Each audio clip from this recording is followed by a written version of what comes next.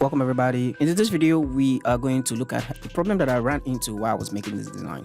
After making this first version, I sent it to the organization that was actually organizing the program, and the creative director told me, oh, we are having this image is too almost in the center, you can see, and it's choking this, and we don't have a lot of white space, and I decided to make it like this just to create a white space.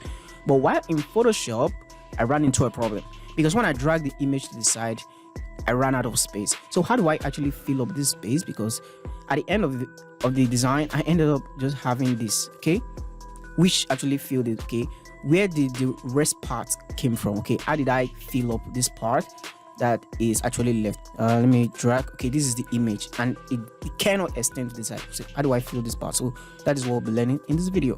So what you need to do in case you run into this design problem, all you need to do is do what they call content aware fill. Okay, the first thing you need to do is to rasterize your image. Is to right click and say rasterize layer, and once the image is rasterized, now you can now come here and use your marquee tool and just select the remaining part of the image. You can actually add some parts into this part and right click on the selected mask and say content aware fill. Okay, this is going to open another panel, and you just need to click a button, and that will solve the problem. So it's going to generate, it's going to take a while, and it's going to generate what's going to fill, and this is the result. It's clean and nice. Okay, you don't need to like take another photograph or something or try something. You can just extend it by using the content aware fill. Okay, once you're done like this, you don't need to do any other thing. All you just need to do is click OK, and you're done.